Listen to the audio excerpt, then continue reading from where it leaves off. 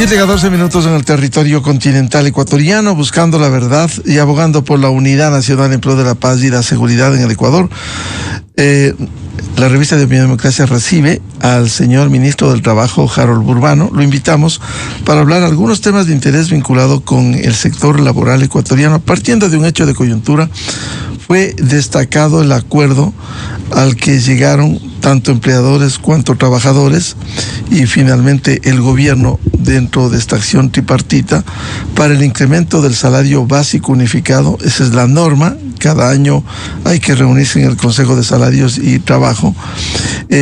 Un acuerdo que permitió el incremento de $12 y que pasa de 470 a 482 desde el 1 de enero próximo. Esta tiene una incidencia no solo en el salario básico, sino en el tema de multas y otras acciones que se basan en los porcentajes del salario básico unificado. Señor ministro, buen día. ¿Cómo se llegó a este acuerdo que ha sido destacado y que finalmente antes, los últimos años, el ministro del Trabajo se veía abocado ante la falta de un acuerdo, trabajadores y empleadores, a fijar finalmente el salario básico? Buen día. Muy buenos días, gracias por la apertura en Radio Democracia. Siempre he sentido como una casa este medio de comunicación porque podemos hablar de manera transparente las buenas noticias que tenemos de parte del Gobierno Nacional del presidente Noboa. Desde el Ministerio de Trabajo y desde el primer día de mi gestión, uno de los objetivos fundamentales fue acercar a trabajadores y empleadores. Vivimos un último trimestre del año 2025 muy convulsionado. Es más, estuvimos contigo conversando aquí, haciendo un análisis de cómo se vio las paralizaciones, especialmente en Imbabura, y de cuáles son los actores que intentan desestabilizar o han intentado desestabilizar la acción de política pública del gobierno nacional. Y creo que la mejor forma de dejar esto atrás y de reconciliar al país era dando un mensaje de unidad, especialmente desde los dos sectores más grandes que tenemos, el sector productivo, al cual agradezco públicamente, a las cámaras, a los representantes de los empleadores, quienes tuvieron la entereza de decirle al país: este fue un año en donde pudimos crecer pese a todas las situaciones que vivimos, y ese crecimiento también tiene que redistribuirse a los trabajadores. Y por otro lado, el agradecimiento también a los representantes de los trabajadores en el Consejo, quienes, dejando de lado también posturas muy extremas, quisieron un consenso, no solamente por el número 12, no solamente por el aumento del salario básico, sino por decirle al país: nosotros también somos parte de esa unidad que todos necesitamos. El Consejo Nacional de Trabajo y Salarios, como bien tú lo dijiste, históricamente se ha reunido a final del año para poder fijar el salario básico. Uno de los compromisos ha sido no reunirnos solamente entre noviembre y diciembre, sino permanentemente estar activos para poder realizar las reformas pertinentes que mejoren dos temas en puntual. Primero, claramente la formalización del trabajo en el país, y por otro lado también implementar las reformas necesarias tanto a la interna del ministerio a través de los acuerdos ministeriales respectivos, y proponer también a la Asamblea diferentes tipos de reformas que lo que hagan sea garantizar que el trabajo en el país sea adecuado, digno y sostenible. Con ello, el 1 de enero se pasa de 470 a 482 en el sector formal, que es fundamental, el que tiene seguro social, por ejemplo. Sí, así es. El salario básico fijado para el año 2026 es de $482, un aumento de $12, que además es un aumento prudencial que responde básicamente al crecimiento del año 2025, un cerca de 4%. Con una proyección de inflación de 2.5% para el año 2026. El análisis fue bastante técnico y por eso llegamos a este número, y claramente este salario tiene que ser igualado por los empleadores desde enero del año 2026. También existe otro tipo de afectaciones por esta subida. Ustedes saben que el salario básico sirve como cálculo para multas de tránsito, para pensiones alimenticias, para otro tipo de acciones, así que invitarle a la ciudadanía también a que haga estos respectivos cálculos para que no tengan problemas en su momento. Pero como te decía, este aumento del salario básico no solamente implica el aumento en el costo, ¿no es cierto?, sino va acompañado con otro tipo de incentivos que vamos a dar especialmente a los empleadores para que puedan generar empleo, para que se pueda dinamizar la relación laboral. Si seguimos haciendo lo mismo que siempre hemos hecho, que es aumentar el salario y poner carga administrativa al empleador, si seguimos sin pensar en que el diálogo en la relación laboral tiene que ser el eje central de cualquier tipo de decisión que se tome, si es que nos cerramos también a otro tipo, nuevas manifestaciones de la relación laboral que ya existen y que hay que transparentar, no vamos a poder cambiar la situación. En datos, por ejemplo, el Ecuador tiene un 37% de empleo formal. Eso quiere decir que casi 4 de cada 10 ecuatorianos tienen una relación laboral en donde cumplen todos sus derechos. Pero hay 6 ecuatorianos que o no quieren o no pueden tener una relación laboral formal. ¿Y por qué digo no quieren? Porque no existe incentivo para el trabajador para que pueda tener una relación formal, especialmente los jóvenes en donde quieren estudiar y trabajar. Si quieres estudiar y trabajar no puedes dividir las 8 horas al día y por lo tanto prefieres tener una negociación externa a la regularidad con el empleador y decir, mira, yo puedo trabajar en la mañana, yo luego voy a estudiar y vengo mañana. Lo que queremos ahora es regularizar esas situaciones que ya existen, poder dividir, por ejemplo, la jornada laboral al día, para que poniéndose de acuerdo entre empleador y trabajador digas, vengo de 6 a 10 de la mañana, luego me voy a estudiar, puedo terminar mi jornada de 8 horas en la noche, sin que exista recargo para un lado y que exista beneficio para el otro. Esas son ideas que ya se están plasmando, que se plasmarán en la normativa al corto plazo. Lo primero que hay que hacer también es identificar los sectores más importantes. Por ejemplo, el sector tecnológico, que es algo que ha hecho crecer a diferentes países del mundo. En el Ecuador no tiene una regulación laboral adecuada.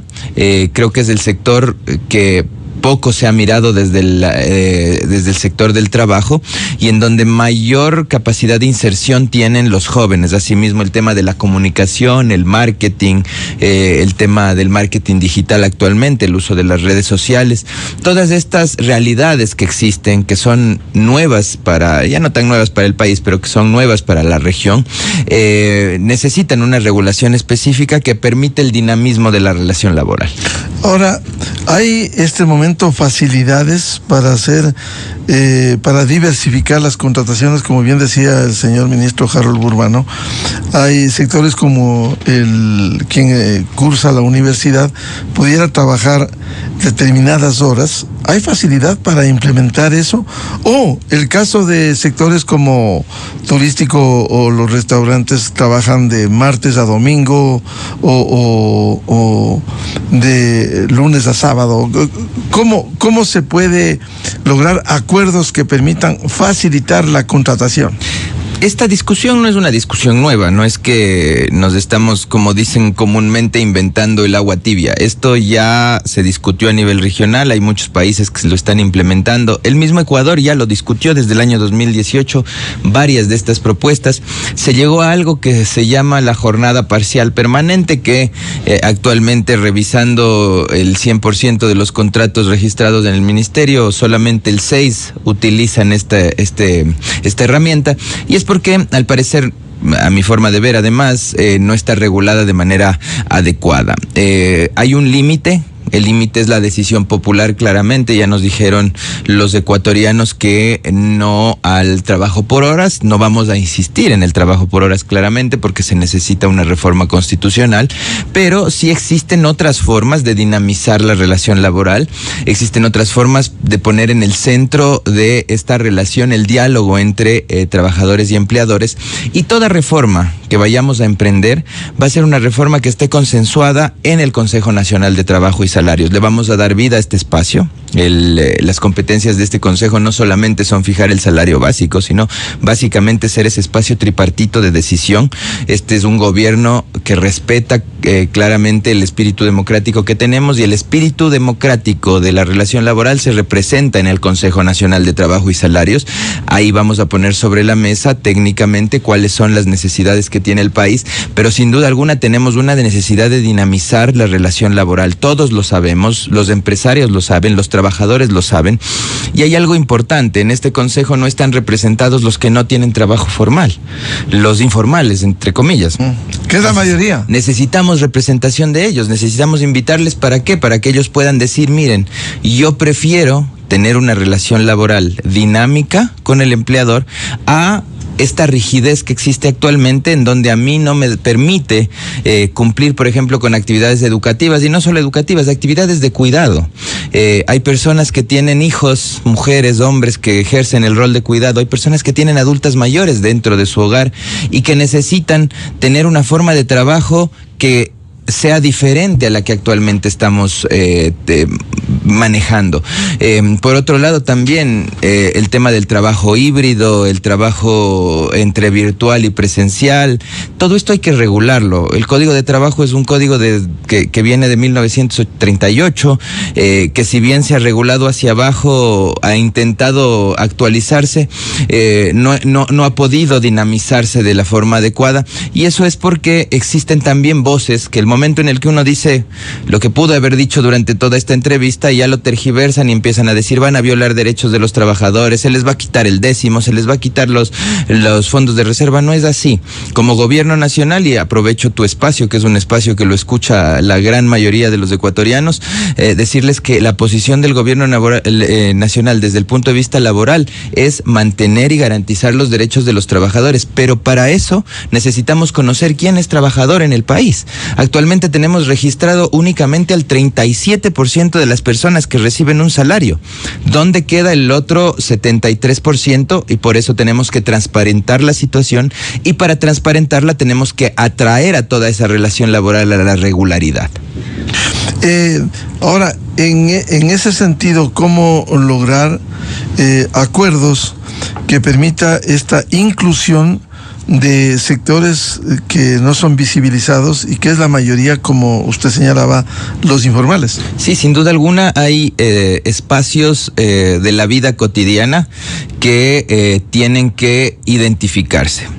Por ejemplo, yo en la mañana salgo a comprar el pan a la esquina de mi casa, y el panadero tiene una ayudante, y el ayudante no es que trabaja de 8 a 4 de la tarde. El ayudante va a las 2 de la mañana a ayudar a cargar los quintales de harina, a calentar el horno, a preparar la masa, para que a las 6 de la mañana las personas que tenemos un trabajo que sí responde a un horario regular podamos tener nuestro desayuno con pan caliente en la mesa y poder salir. Esa relación laboral de este ayudante del panadero actualmente no está reconocida, o no se la puede reconocer de manera formal, porque el ayudante del panadero sale a las 7 de la mañana y ha cumplido ¿cuántas horas? 5, 4 horas. Y luego, ¿a qué hora termina las 3 horas que le faltan para las 8 horas y poder cumplir y recibir sus décimos? Esta persona que está ayudando al panadero prefiere, que luego va a ir a estudiar claramente porque son jóvenes, prefiere decirle, mira, págame tanto, menos que el salario básico claramente, y no registremos la relación laboral. El panadero dice, bueno, yo quisiera afiliarte, yo quisiera pagarte los décimos, pero no puedo porque tú no me vas a cumplir la totalidad de horas. Esas realidades son las que tenemos que primero reconocer que existen, decirle a la sociedad, miren, estas cosas pasan, y poderlas regular. No solamente en eso, los mercados mayoristas. Quien va aquí al sur de Quito al mercado mayorista, ese lugar tiene vida desde las 11, 12 de la noche y termina su vida productiva a las 5 de la mañana. ¿Por qué? Porque todas las personas van, cargan sus camiones, etcétera, a esa hora. Esas son horas en donde, de acuerdo al código, tiene que haber un recargo de hora de trabajo, etcétera. Y eso lo que hace es darles a las dos partes de la relación laboral, a los colaboradores, a los dueños de las bodegas, por ejemplo, de los mercados mayoristas, una posibilidad de no regular esa relación, sino de hacerlo de manera informal. Todas esas realidades, que no son realidades de grandes empresarios, de los bancos que violan derechos de los trabajadores, de las empresas grandes que vulneran derechos de los obreros, sino son realidades de la esquina de la casa, son realidades que vivimos diariamente, son las que vamos a recuperar como Consejo Nacional de Trabajo y Salarios, y de manera responsable darles una opción para que podamos hacer seguimiento como Estado del cumplimiento de los derechos laborales de estas personas. Señor ministro, antes de pasar a otros temas, a propósito de la incidencia del aumento del salario básico unificado, ¿se tiene idea y hay estadísticas que permitan señalar cuántos trabajadores ganan el salario básico unificado? Porque hay sectores en donde ganan mucho más que el salario básico. Sí, sin duda alguna. A ver, sobre este 37% son más o menos 4 millones de personas. Y por otro lado, que son las que ganarían el salario básico unificado en el país. Por otro lado, dentro de ese 60% que está excluido, hay personas que ganan más del salario básico. Pero ganan más del salario básico sin gozar de diferentes derechos laborales. Por eso yo hablaba de dos sectores importantes en donde, al parecer, y digo al parecer porque es una hipótesis que la vamos a confirmar en los próximos meses, al parecer ganan más del salario básico, pero no tienen la garantía de otros derechos. Entonces, sector tecnológico, sector de las comunicaciones especialmente, son sectores en donde tenemos que poner un poco el foco para conversar con sus actores, para poder llegar a consensos y generar una regulación propia para estos sectores, que es lo que han hecho los países industrializados. No veamos solo Estados Unidos, veamos al otro lado, veamos a China, Corea del Sur, en Europa, Suecia, Noruega, que son países en donde la tecnología ha hecho que crezcan de manera sustancial en su economía. Vieron a este sector como un sector no solamente de desarrollo económico, sino de desarrollo laboral y de desarrollo humano para sus familias, haciendo regulaciones laborales propias para este sector, especialmente el tecnológico. Entonces, vamos a ir trabajando, vamos a ir primero justificando y confirmando esta hipótesis y posteriormente haciendo estas regulaciones pertinentes. Porque hay empresas que evidentemente pagan más allá del salario básico, que hoy va a ser desde el 1 de enero los 482. Sí, sin duda alguna. Hay empresas que claramente por la responsabilidad con el país y además reconociendo la potencialidad de cada uno de los trabajadores, tienen una escala salarial mucho mayor. Yo estoy haciendo visitas constantes a empresas desde que inicié mi gestión. El día de hoy estaré en una empresa grande del centro del país de desarrollo de acero, por ejemplo, en donde estoy aprendiendo claramente cuáles son estas buenas prácticas para poder trasladar a otras empresas o para poderlo normar. Esta construcción de la política pública en territorio es la que nos va a dar en realidad insumos para tomar estas otras decisiones, y yo ahí sí le agradezco claramente a los empresarios responsables que lo que hacen es reconocer que su actividad es una actividad que mejora la calidad de vida de las familias, y el Estado además tiene que darles opciones a los empresarios para que no tengan cargas administrativas descontroladas o cargas fuertes, y que toda esa utilidad que ganan constantemente por el apoyo de sus empleados puedan también redistribuirse. Hay un tema sensible, señor ministro Harold Urbano, que no ha habido cómo llegar a un acuerdo e implementar una reforma, la jubilación patronal. ¿Qué hacer? Su antecesora se empeñó, convocó a reuniones, sin embargo no se ha llegado a la concreción que permita que los trabajadores, cuando lleguen a los 19 años, no sean despedidos. Muchos trabajadores son buenos, han adquirido experiencia, les ha capacitado la empresa, pero el empresario dice simplemente no quiero cargar a los 20 años con el inicio de la reserva matemática para pagarle un porcentaje, y si llega a los 25 pagarle la jubilación patronal completa. ¿Cómo lograr un acuerdo que permita no perjudicar a los trabajadores, que sigan trabajando y que se acumule una especie de fondo individual con el aporte de trabajadores y empleadores? Bueno, el tema de la jubilación patronal me parece que es uno de los problemas que más generan informalidad. ¿Por qué? Porque claramente un empleador en su momento no va a tomar esa previsión, o no ha tomado la previsión de poder pagar esto 20 años después. Y esto es por el mismo flujo económico que tiene el país.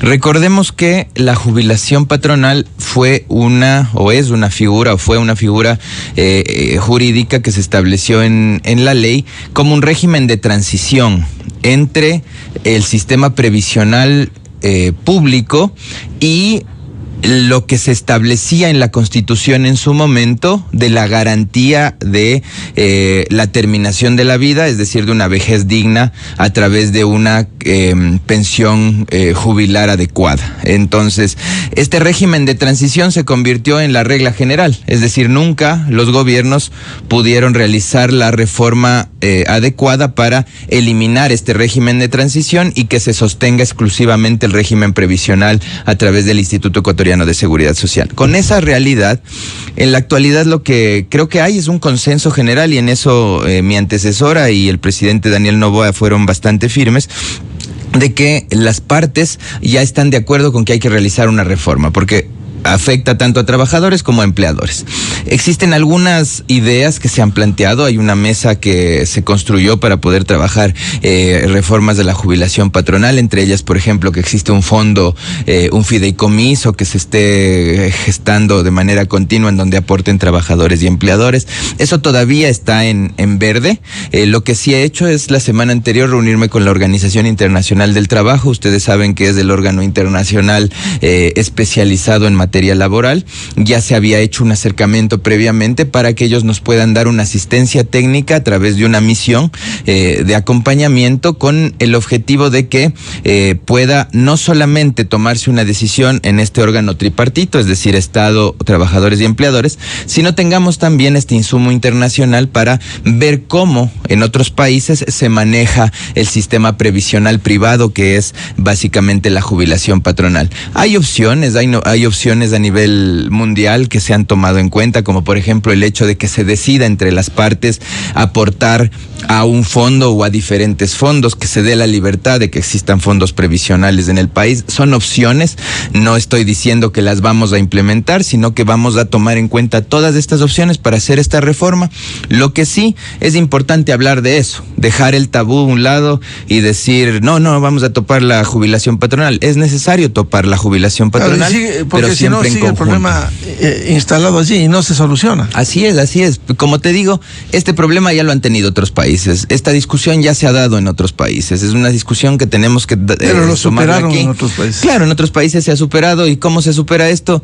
Coloquialmente, como lo dicen, tomando el toro por los cuernos y las decisiones adecuadas. Tenemos la voluntad no solamente del Estado, sino de trabajadores y empleadores de hacerlo. Y ahora, con la posibilidad de que exista un acompañamiento internacional, tomar la mejor decisión que beneficie a las familias del país. ¿Será la OIT la que acompañe? Sí, la OIT va a ser la que acompañe. Estamos haciendo ya los procesos junto a Cancillería también para poder invitar formalmente a la misión, y estaremos contándole a la ciudadanía a través de tus micrófonos también que esta misión estará viniendo y cómo serán los resultados. ¿Será el 2026 el año de resolución del tema de la jubilación patronal? El año 2026. ¿Tienen el plan? ¿Cómo? Para nosotros, y desde el punto de vista del Ministerio de Trabajo, el año 2026 es un año para implementar un acuerdo democrático nacional por la empleabilidad. Este acuerdo democrático nacional tiene que tener como contenido decisiones tanto del gremio de los empleadores como de los trabajadores, pero también de la ciudadanía en general, de los informales y de los gremios de abogados, de los gremios de economistas. Vamos a nutrirnos también de toda esta experiencia que tiene la academia. Todos tenemos que estar de acuerdo en que el camino que hemos tomado hasta ahora no nos ha llevado a buenos resultados. Si ustedes ven la curva, por ejemplo, de empleabilidad formal desde el año 2000 que entramos a la dolarización, es una curva que no tiene en realidad una estabilidad como lo deberíamos tener. En el Ecuador existen varios problemas y conflictos en materia laboral.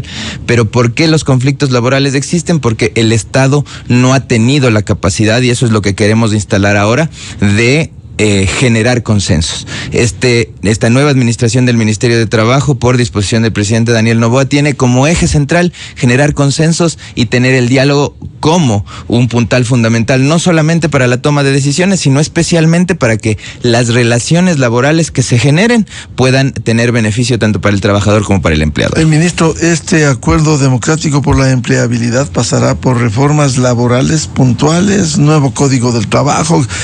¿Cuál va a ser la ruta? Bueno, tenemos primero unas mesas técnicas ya instaladas desde la primera semana de enero. Serán 3 grandes espacios, uno de empleadores, otro de trabajadores y otro de gremios, especialmente desde el punto de vista jurídico y económico, quienes propondrán reformas a mediano y largo plazo, iniciando en escala, primero las reformas internas que necesitemos hacer dentro del Ministerio de Trabajo, 2 que ya estamos de alguna forma queriendo implementar. La primera es la reforma al visto bueno, que es la forma jurídica para terminar la relación laboral de manera digna y justa. Ahora tenemos muchas trabas y eso quiere decir que el empleador y el trabajador se quedan colgados en una relación laboral sin poder el uno buscar trabajo y el otro buscar una persona que pueda cumplir con sus actividades, porque existen muchas instancias dentro del Ministerio de Trabajo, existen muchas variables que hay que tomar en cuenta, que son muy discrecionales para decidir si se termina o no la relación laboral. Entonces vamos a reformar el visto bueno. Esto ha sido algo que nos han pedido de manera colectiva tanto empleadores como trabajadores. Y por otro lado, estamos identificando en la normativa interna del ministerio todas esas cargas administrativas que están de más, ¿sí? Cargas burocráticas que especialmente para las pequeñas empresas o para aquellos que están empezando a emprender generan un costo desproporcionado y no les dan la posibilidad de que el retorno, es decir, la utilidad, sea más rápida de lo técnicamente pertinente. ¿Y el escenario para estos diálogos será el Consejo Nacional del Trabajo y Salarios? Tendremos paralelamente estas mesas quienes propondrán al Consejo Nacional de Trabajo y Salarios las diferentes reformas. Sí, a nivel nacional. Como ministro de Trabajo estoy recorriendo el país, les estoy comentando a todos los gremios la construcción de este acuerdo democrático nacional por la empleabilidad, y yo creo que va a haber un consenso nacional y cada provincia, cada gremio tiene que tener un representante en estas mesas. ¿Por qué? Porque la construcción de la política pública de trabajo tiene que ser consensuada y dialógica nacionalmente. ¿Y cómo impulsar los emprendimientos también en el país? Bueno, por otro lado, y gracias por la pregunta, el Ecuador, el gobierno reconoce que el empleo no solamente es el empleo formal, sino también toda ocupación que genere ingresos para cubrir necesidades básicas insatisfechas. Ahí tenemos 2 también objetivos durante este año. Primero, sin duda alguna, juntar tanto a todas las instituciones públicas que tienen como objetivo priorizar los emprendimientos. Hay muchas instituciones como el Ministerio de Desarrollo Humano, Ban Ecuador, el mismo Ministerio de Trabajo, que tienen capitales semillas que empiezan a darles a los emprendedores para que puedan desarrollar su trabajo. Queremos juntar a todas estas instituciones para tener un solo canal para desarrollo de emprendimientos. Y por otro lado, el trabajo con banca pública y banca privada, ¿para qué? Para poder sostener ese emprendimiento.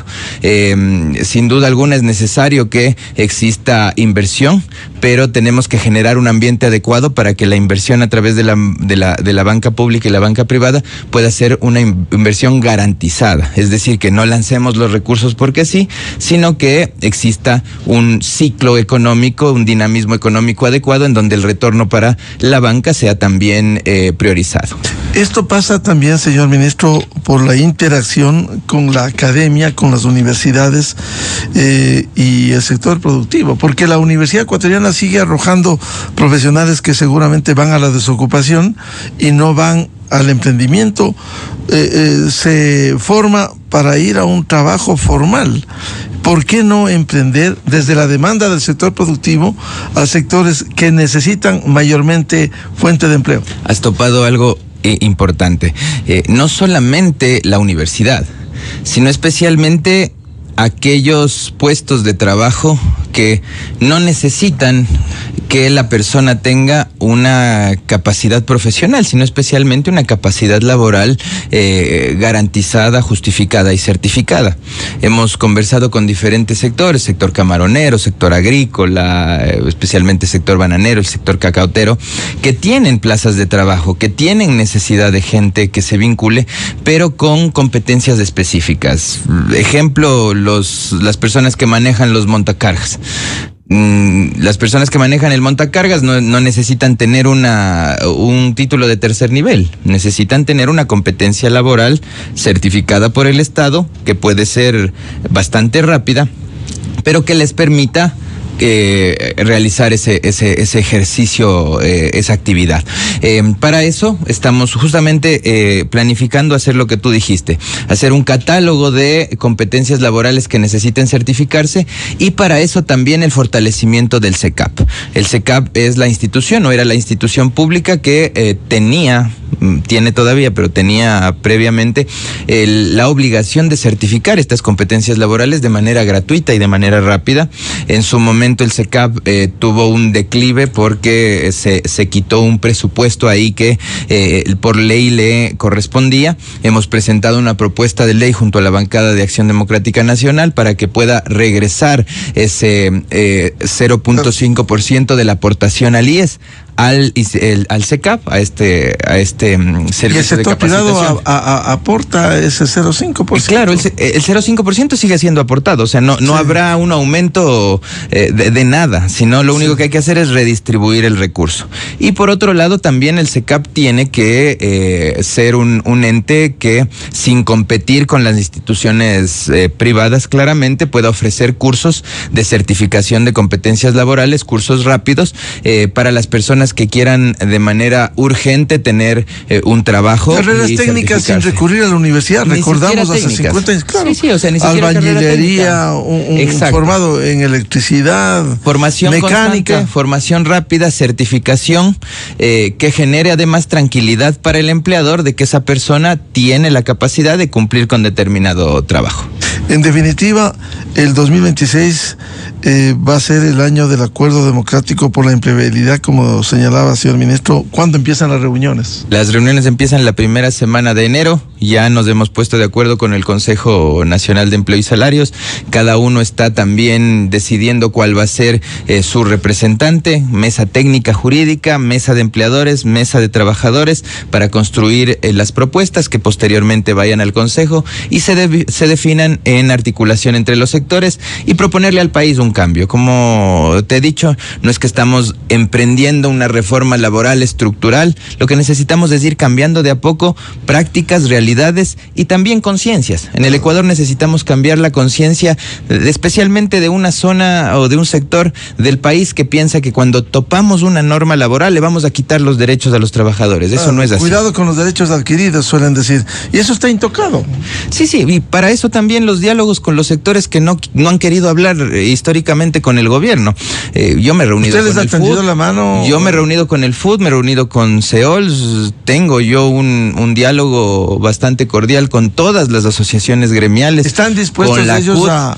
Ellos están dispuestos a sentarse a dialogar, y ya lo que pase en el diálogo es otra cosa, pero finalmente sin agenda política, sino con una agenda de país que beneficie a todos, incluidos los trabajadores, fundamentalmente. Comparto tu invitación, Miguel, y la tomo en realidad con mis palabras. Yo invito a todos los sectores, más allá de la posición política, a que se junten al gobierno nacional para crear este acuerdo democrático nacional por la empleabilidad. Necesitamos cambiar la forma de hacer las cosas. Hemos venido haciendo lo mismo. Cuando alguien dice algo más de lo que estamos acostumbrados a escuchar, ya existen problemas, ya empiezan las críticas. En este momento, si todos nos juntamos y estas decisiones salen de un cuerpo colegiado, creo que criticarnos nosotros mismos no vamos a poder. Al menos cuando uno ve una agenda política en donde se torna difícil llegar a acuerdos. Una agenda política en el buen sentido de adoptar cambios en beneficio de los propios trabajadores con un acuerdo laboral. Sin duda alguna, sin duda alguna. Así que le invito al país a que esté expectante de qué es lo que vamos a hacer como Ministerio del Trabajo, como Gobierno Nacional, porque también aquí el Ministerio de la Producción y las otras instituciones tienen mucho que ver. Queremos que en el país mejore la empleabilidad formal. El empleo, Miguel, y con esto voy cerrando, el empleo es la mayor preocupación que tienen los ecuatorianos.